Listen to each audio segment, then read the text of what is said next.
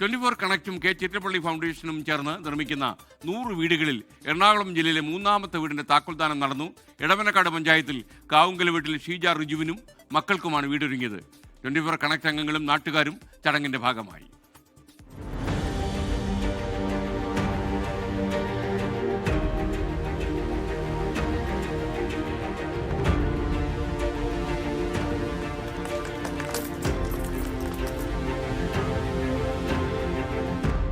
രണ്ടു വർഷം മുൻപ് ഭർത്താവ് മരിച്ച ഷീജയും മക്കളും അടച്ചുറപ്പില്ലാത്ത വീട്ടിലായിരുന്നു താമസം.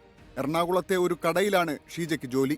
+2-നും 9-ലും പഠിക്കുന്ന മക്കളെ വളർത്താൻ ആകെയുള്ള വരുമാനം ഇതാണ്. സ്വന്തമായി ഒരു വീടില്ലാതെ ബുദ്ധിമുട്ടുമ്പോഴാണ് കൈത്താങ്ങുമായി 24 കണക്റ്റും ചിറ്റിലപ്പള്ളി ഫൗണ്ടേഷനും എത്തിയത്.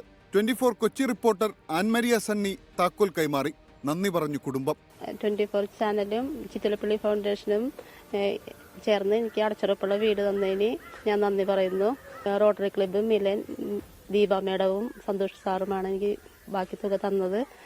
അവരോട് ഞാൻ നന്ദി പറയുന്നു. Rotary club of Kochi, Milan വനിതാ കൂട്ടായ്മ 2 ലക്ഷം രൂപ സഹായവും നൽകിയിരുന്നു.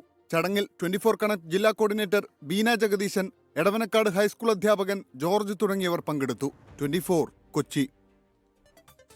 എന്തായാലും കാവുങ്കൽ വീട്ടിലെ ഷീജ റിജുവും മക്കളും സന്തോഷമായിട്ട് ആ വീട്ടിൽ താമസിക്കട്ടെ എന്ന് മാത്രമാണ് നമുക്ക് പറയാനുള്ളത്. ലോകത്തെവിടെയായാലും ഏത് സമയത്തും 24 വാർത്തകളും ഓഗ്മെന്റഡ് റിയാലിറ്റി പാക്കേജുകളും എക്സ്പ്ലെയിനറുകളും വിശദമായി കാണാൻ ഞങ്ങളുടെ യൂട്യൂബ് ചാനൽ നിങ്ങൾക്ക് സബ്സ്ക്രൈബ് ചെയ്യാം.